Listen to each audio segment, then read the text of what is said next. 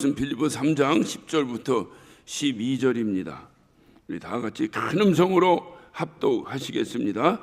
내가 그리스도와 그 부활의 권능과 그 고난에 참여함을 알려하여 그의 죽으심을 본받아 어찌하든지 죽은 자 가운데서 부활에 이르려 하노니 내가 이미 얻었다 함도 아니요 온전히 이루었다 함도 아니라 오직 내가 그리스도 예수께 잡힌 바 된 그것을 잡으려고 쫓아가노라. 아멘. 대개 어머니들이 하시는 말씀이 열 손가락 깨물어 안 아픈 손가락이 없다라고 이렇게 자식에 대한 애정을 표현을 합니다. 근데 자식을 기르다 보면 그래도 조금씩 차이가 있어요. 등급이 있어요. 1등급 놈은 누구냐면 공부도 잘하고 말도 잘 듣고, 동의하시면 아멘 한번 해보세요. 그는 1등급이요. 2등급은 공부는 좀 현찮은데 말을 잘 들어. 그러니까 말을 잘 들어야 돼요. 이게 2등급이에요. 이 3등급은 공부도 현찮고 말도 안 들어. 그런데 최악이 있습니다. 공부도 못하고 말도 안 듣는 놈이 꼭 지혜비 닮았어요. 최악입니다.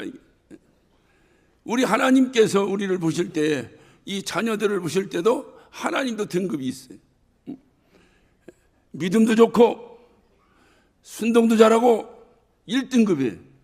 여러분 스스로 마음에 한번 등급을 매겨보시기 바랍니다. 2등급은 믿음은 조금 시원찮은데 순종을 잘해. 순종을. 그러니까 믿음보다 뭐가 더 중요한 거예요? 순종이 좋은 거예요. 순종이. 그러니까 순종을 좀 잘해. 이게 2등급이에요. 3등급은 여러분이 한번 얘기해 보세요. 예? 믿음도 시원찮고 순종도 시원찮고, 이런 얘기할 때 꼭 고개를 숙이시는 분이 몇 분 계신데, 그래 고개를 들어요. 그리고 날 봐요. 보시고,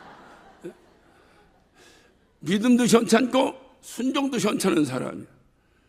그런데 최악이 있습니다.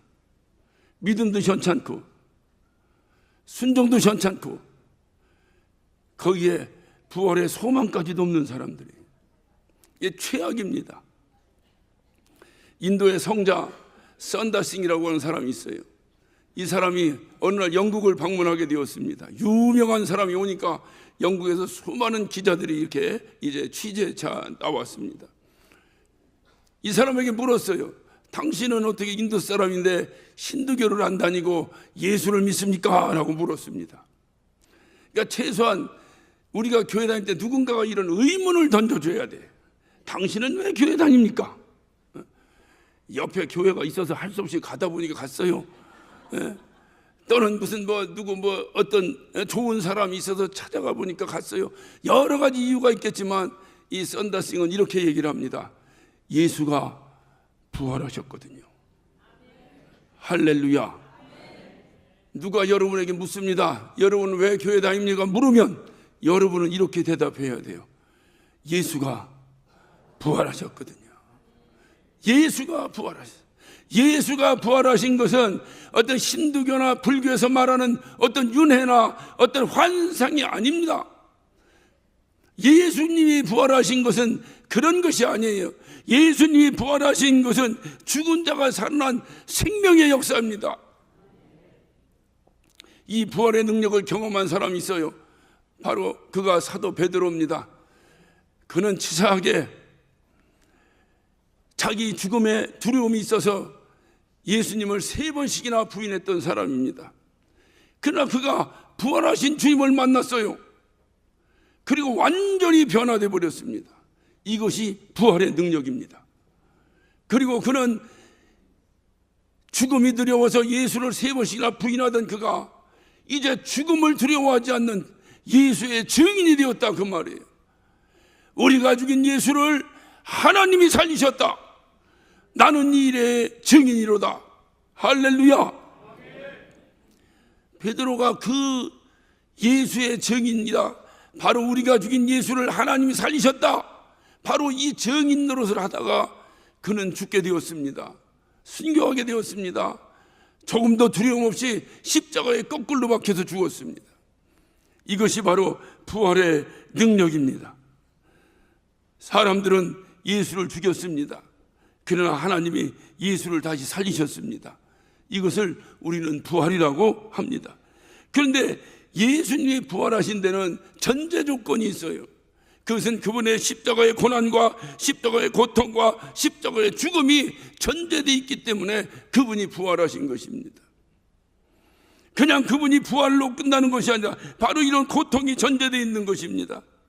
그의 죽음은 죽은 자를 위하여, 죽을 자를 위하여, 죽지 않아도 되시는 분이 죽은 것이요, 다시 말하면 죄인을 위하여 의인이 죽은 죽음입니다. 그래서 죄인인 우리도 다시 살아 영원한 나라에서 영원한 생명을 얻고 살아갈 것이라고 하는 소망을 가지고 우리도 살게 되었습니다. 바울이 이 사실을 깨달은 거예요. 성경은 이런 것을 깨닫는 사람이 어떻게 변화됐는가, 그래서 우리에게 어떻게 도전을 주는가, 이게 중요해요. 여러분도 부활의 소망 가지고 영원한 생명에 영원한 나라에서 영원히 살 것이라고 하는 영생의 소망이 있으시면 아멘 하시기 바랍니다. 그것을 경험하셨으면 아멘 하시기 바랍니다. 그렇다면 최소한 바울과 같은 삶을 변화가 되어야 된다 이 말이에요. 바울은 이 사실을 깨달았습니다. 그리고 그는 이렇게 고백합니다. 바로 만약에 우리에게 이런 부활이 없다면 우리의 믿는 것이 다 헛것이다, 다 허구다. 고린도서 15장 14절에 그는 그렇게 고백했어요. 만약에 이런 부활이 없다면 우리가 그토록 믿는다고 하는 우리의 신앙생활이 모든 것이 헛것이라는 것입니다. 그래서 바울은 이 부활이 만약에 없다면 천국을 말하고 진리를 말하고 생명을 말한 듯 그것이 우리에게 무슨 소용이 있겠느냐 그 말이에요. 바로 이 부활이 없다면 우리가 아무리 사랑하고 구제를 나누고 전도를 하고 선교를 한 듯 그것이 과연 우리에게 무슨 유익이 있겠느냐 그 말이에요. 만약에 부활의 소망이 없이 이런 일을 하는 사람은 그것은 외식자입니다. 우리의 신앙 가운데서 어떤 전도를 하고 어떤 선교를 하고 구제를 하고 교회니까 사랑을 나눠야 된다고 사랑을 나누면서도 바로 부활의 소망이 없다면 우리의 그 모든 행위는 외식이요 헛것이 될 것입니다. 사도 바울은 그래서 그것을 그가 고백한 거예요. 그게 다 외식이다. 그래서 바울은 어찌하든지 이 생명의 부활, 영원히 사는 부활, 예수님이 하신 부활, 그것에 참여하기를 간절히 원했어요. 그래서 그는 오늘 말씀에 고백합니다. 바로 내가 예수처럼 부활에 이르려고 나는 어떻게 해야 될 것인가. 오늘 10절 봅니다. 내가 그리스도와 그 부활의 권능과 그 고난에 참여함을 알려하여 그의 죽으심을 본받아 어찌하든지 죽은 자 가운데서 부활에 이르려 하노라 그랬어요. 영원한 생명, 영원한 그 어떤 부활의 소망을, 부활을 내가 얻기 위해서 예수의 부활, 어떤 예수처럼 부활하는 그 부활에 대한 소망을 갖기 위해서 그는 어떻게 하겠다고 그랬습니까? 예수의 죽음, 예수의 죽음을 본받기를 원한다 그랬습니다. 죽어야 부활하는 거예요. 부활한다니까 그냥 부활하신 것만을 하지만 부활은 죽어야 부활하는 거예요. 죽은 사람이 부활하는 거예요. 아까도 말씀드렸습니다만 뭐 힌두교에서 말하는 환생인 윤회 이런 게 아니에요. 여러분 인도로 한번 가보세요. 10억이 넘는 정확한 인구는 모릅니다. 그 사람들도 몰라요. 그 사람들도 모르는데 제가 뭐 어떻게 알겠어요. 어떻든 얘기로는 10억은 넘어 한 2, 3억은 된다고 하는데 그 중에 8, 90%는 모두가 다 아주 비참한 삶을 살고 있어요. 그런데 그들은 행복지수가 우리보다 훨씬 높습니다. 불평하지 않고 살아갑니다. 그 이유는 그들의 삶을 유지시키는 카스트 제도 때문에 그렇습니다. 내가 비참하고 가난하고 낮고 낮은 자리에서 살고 그러면서도 착하게 불만 없이 살아가면 내가 죽은 이후에 가장 좋은 자리로 환생한다는 겁니다. 빨래 빠는 사람은 평생 빨래만 빨아요. 길거리에서 동냥하는 사람은 평생 동냥만 합니다. 어마어마한 부잣집이 있어요. 하인이 100명이 넘어요. 그런 어마어마한 부잣집 옆에 홈리스들이 즐비하게 살아갑니다. 여러분 같으면 어떤 마음이 들겠어요? 그냥 이 판사판 그냥 그만 살더라도 확 불질러 버리고 싶은 마음 없어요? 그런데 이들은 그렇게 하지 않아요. 그냥 그것에 자기의 삶에 만족하면서 삽니다. 그 이유가 뭐예요? 이렇게 살면 이후에 죽었다 다시 환생하면 역전될 것이라는 것을 소망 가지고 살고 있어요. 우리가 가지고 있는 부활이 아니. 불교에서도 말합니다. 그들이 말한 윤회설을 여러분 들어보세요. 왜 그들이 고기를 안 먹습니까? 왜 그들이 소고기, 돼지고기 이런 고기들을 왜 안 먹느냐 그 말이에요. 혹시 잘못 먹다가 자기의 몇 대조 조상인지 모르기 때문에 안 먹는 거예요. 여러분 그렇게 우매해서 되겠습니까? 우리의 부활이 그런 환생이나 윤회에 비교해서 되겠습니까? 우리의 부활은 예수님이 죽어서도 안 되는 분이 죽을 수밖에 없는 우리 위해 대신 죽으시며 그가 죄 없으심으로 인해서 우리 하나님이 살려내신 부활이에요. 그래서 그 부활의 첫 열매 되신 그분을 따라 우리도 부활의 두째 열매가 될 것이라는 소망을 가지고 살아가는 자들을 우리는 그리스도인이라고 말합니다. 그런데 그런 소망을 가지고 살아가는 우리가 그러면 주님은 어떻게 부활했는가? 주님이 부활한 것을 생각해 보라 그 말이에요. 그분이 어떻게 살았길래 그렇게 부활했는가? 그래서 오늘 사도 바울은 그것을 말하고 있는 거예요. 내가 부활을 해도 사망의 부활도 있고 생명의 부활도 있고 첫째 부활도 있고 둘째 부활도 있고 수많은 부활이 있는데 예수님처럼 부활하고 싶다는 거예요. 저와 여러분의 소망이 되시기를 바랍니다. 예수님처럼 부활해야 되는 거예요. 예수님처럼 부활하려니까 사도 바울이 딱 깨달은 게 있어요. 뭐냐? 예수님처럼 죽어야 된다는 거예요. 그냥 죽어서 되는 게 아니라 예수님처럼 죽어야 된다는 거예요. 그럼 예수님처럼 죽으려면 어떻게 해야 되겠습니까? 예수님처럼 살아야 되는 거예요. 예수님처럼 살다가 죽는 것이 예수님처럼 죽는 거예요. 예수님처럼 죽어야 예수님처럼 부활하게 되는 것입니다. 그것이 우리의 소망이에요. 그 사실, 예수님이 부활하셔서 부활의 첫 열매가 되셨다. 이 사실이 우리의 삶을 송두리째 변화시킨다 그 말입니다. 이것이 예수 믿는 모습입니다. 교회를 다녀도 세상의 소망과 세상 사람의 삶과 조금도 다를 것 없이 다닌다면 말은 부활을 얘기하는데 실질적으로 부활의 소망이 없는 거예요. 부활의 소망이 있다면 그렇게 어떤 베드로처럼 치사했던 사람도 이렇게 변화되어 목숨을 걸고 예수의 부활의 증인이 되고, 사도 바울 예수 믿는 사람들을 잡아 죽이려고 작정했던 사람에도 불구하고 그가 예수님의 부활을 경험한 이후에 그는 어떻게 하면 내가 예수님처럼 죽을 수 있을까? 뭔가 수준이 다르잖아요. 예수 믿고 내가 잘 살아봐야지, 예수 믿고 내가 안 되던 것도 잘 돼봐야지, 이런 이학적인 유치한 소망이 아니라 어찌하면 예수처럼 죽을 수 있을까? 2025년 부활주일에 저와 여러분의 결심은 한 가지입니다. 어찌하면 예수님처럼 죽을 수 있을까? 어찌하면 내가 예수님처럼 죽을 수 있을까? 그것이 그리스도인이에요. 그럴 때에 우리가 그토록 소망했던 예수의 부활에 동참하게 되는 것입니다. 그래서 예수님처럼 죽기 위해서는 예수님처럼 살아야 돼요. 예수님이 어떻게 사셨습니까? 그는 요한복음 6장 38절에 인자가 온 것은 자기의 뜻을 이루려 함이 아니요 자기를 보내신 자의 뜻을 이루려 오셨다고 말씀하셨어요. 다시 말하면 예수님의 삶이라고 하는 것은 말이 되는 말이든 안 되는 말이든 어떻든 하나님의 뜻을 이루려고 이 땅에 오신 분이에요. 그러니까 예수님처럼 살려면 어떻게 해야 되겠어요? 우리도 하나님의 뜻을 이루려는 삶을 살아야 되는 거예요. 여러분이 무슨 일 하든지 내 삶을 통해서 하나님의 뜻이 이루어져야 되는 거예요. 어떤 사람들은 그렇게 말합니다.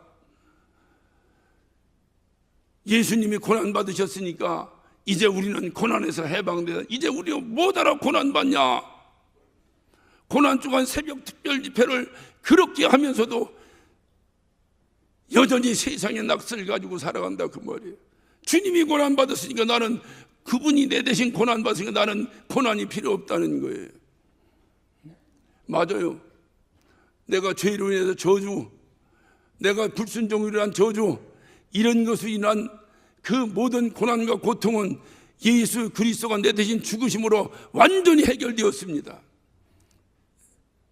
그러나 주님 말씀하시는 거예요. 내가 너의 그 저주의 고난을 해결했으니 이제는 네가 나의 남은 고난에 동참하기를 원한다. 우리네 어머니들이 얼마나 고생하셨습니까?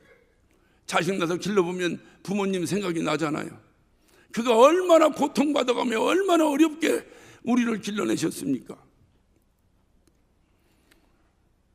우리 아버지, 우리 어머니가 고난받고 고통받은 것은 우리로 하여금 고난받고 고통받지 않게 살기 위해서 그분이 고난받으신 거예요. 그러니까 우리 아버지가 고난받으니까 나는 니나노하고 살면 됩니까? 맞아요. 그분이 고난받으니 나는 고난받지 말고 살아야 됩니다. 그러나 중요한 것은 한 가지가 있어요. 내 삶을 살아가는 동안에 항상 우리 부모님의 고난을 기억하고 살아야 된다 그 말이에요. 그게 사랑이에요. 우리 예수님이 나 대신 고난 받으셨어요. 그래서 나는 고난 안 받아도 됩니까? 주님 말씀하시는 거예요. 주님은 고린도서 8장 9절에도 내가 가난하게 되면 나의 가난함으로 인하여 너희로 부유케 하려 함이라고 그랬어요. 맞아요. 그분이 가난함으로 나는 부유하게 살면 돼요. 그러나 주님은 말씀하시는 거예요. 내가 가난함으로 너희가 얻어진 부유를 통해서, 네가 얻어진 그 부유를 통해서 우리 주님의 고난에 동참하길 바란다. 그것이 그리스도인의 삶인 것입니다. 이런 고난을 통해서 우리는 부활의 능력을 체험하게 되는 것입니다. 명심하세요. 예수와 함께 십자가를 짊어지고 죽어야 예수처럼 부활합니다. 명심하세요. 그 부활하신 예수와 함께 우리가 연합되지 아니하면 누구도 예수처럼 부활할 수 없습니다. 그래서 우리는 신앙 고백하는 거예요. 침례와 성찬을 통해서 주님과 함께 연합되고 주님이 내 안에 계시고 내가 주님과 함께 있다고 하는 신앙 고백으로 오늘도 우리는 성찬 예식을 준비하고 있는 것입니다. 생명의 부활을 원한다면 예수님의 죽으심을 본받으시기를 예수 이름으로 축원합니다. 예수님처럼 살고 예수님처럼 죽어야 예수님처럼 부활합니다. 바울은 이 믿음으로 죄를 이기고 절망을 이겼습니다. 비겁했던 베드로도 이 믿음으로 담대하게 십자가를 짊어질 수 있었습니다. 우리도 예수님의 죽으심을 본받아 예수님처럼 살고 예수님처럼 죽읍시다. 예수님처럼 사는 것은 하나님의 뜻대로 사는 거예요. 무슨 일을 하든지 하나님 뜻대로 사는 거예요. 만약에 저와 여러분에게 부활의 소망이 있다면 예수님 뜻대로 사는 겁니다. 하나님의 뜻대로 사는 겁니다. 그러면 우리는 이 땅을 떠날 때 예수님의 모습과 같이 죽게 될 것입니다. 바로 예수님과 같이 죽을 때에 우리는 예수님처럼 부활하는 거예요. 바로 예수님처럼 부활하는 것이 바로 생명의 부활입니다. 여러분, 저와 여러분이 예수 믿고 그토록 갈망하고 그토록 소망하며 날마다 하늘나라의 소망 가지고 살아가는 중요한 이유가 무엇입니까? 바로 이 생명의 부활입니다. 생명의 부활이 없이는 우리의 믿는 것이 전부 헛것이라는 거예요. 이 고백이 바울의 고백이요 여러분의 고백이 되시면 아멘 하시기 바랍니다. 여러분이 예수 믿으면서 부활이 없다면 우리의 믿는 것이 다 헛것이라는 거예요. 그러니까 우리가 믿는 것은 다른 것이 없어요. 야, 내가 믿는 것은 부활 때문에 얻어지는 그것 때문에 내가 예수 믿는 것이구나. 만약에 부활이 아닌데도 얻어질 수 있는 것, 그것 때문에 우리가 예수 믿는 것이 아니에요. 우리가 예수 믿는 것은 오직 한 가지, 부활을 해야만이 얻을 수 있는 것, 그것 때문에 우리가 예수를 믿는 거예요. 그런데 이 부활 없이 만약에 우리의 믿는 것에서 부활이 빠져버린다면 우리의 믿는 것이 과연 무엇이겠어요? 일반 종교 집단들과 과연 무엇이 다르며 이 세상과 단절하고 하늘나라에 소망 가지고 살자고 그렇게 외치지만 실질적인 삶은 세상에 매여서 여전히 주님과 멀리 살아가는 우리의 모습들. 중요한 것은 바로 이 부활 이후에는 심판이 있습니다. 그래서 누가 예수 믿는 것이 뭐냐고 물으면 부활과 심판을 믿는다. 이것이 바로 예수 믿는 핵심입니다. 우리가 죽으면 끝나는 것이 아니에요. 내가 예수 믿고 죽어도 끝나는 것이 아니에요. 주님은 말씀하십니다. 생명록과 행위록의 두 권의 책이 우리 앞에 펼쳐질 것이라는 거예요. 바로 우리가 예수 믿고 하나님의 자녀가 되었습니다. 생명의 부활로 우리가 다시 부활했습니다. 그거로 끝나는 것이 아니라 행위록을 통해서 우리를 평가하신다는 거예요. 아까 말씀하셨죠? 나는 1등급인가 2등급인가 아니면 3등급인가 아니면 형편없는 자인가. 그래서 우리도 예수님의 죽으심을 사도 바울의 고백과 같이 예수님의 죽으심을 본받아 예수님처럼 살고 예수님처럼 죽는 이 땅의 소망이 아니라 하늘나라의 소망 가지고 살아가는 저와 여러분 되시기를 예수 이름으로 축원합니다. 어찌하든지 예수님의 부활에 이르려고 한다면 말이요, 어찌하든지 그 부활에 참여하기 위한다면 말이요, 기도하십시다. 오늘 이 시간 우리 다 같이 한 목소리로 기도하실 때에 하나님, 오늘 부활 주일입니다. 주님의 부활 없으면 우리가 예수 믿는 것이 다 헛것입니다. 주님의 부활이 없다면 우리가 신앙생활하는 것도 다 헛것입니다. 말은 이렇게 하는데 부활 말고도 우리에게 더 귀한 것이 있다면 우리의 신앙생활은 외식입니다. 허구입니다. 하나님 이 모든 것 다 내려놓고 오늘 이 시간 주님의 부활에 참여하고 경험함으로 베드로와 같이 바울과 같이 삶의 변화의 역사가 일어나게 하여 주시옵소서. 우리 다 같이 예수여 한번 하시고 한 목소리로 기도하십니다. 예수여.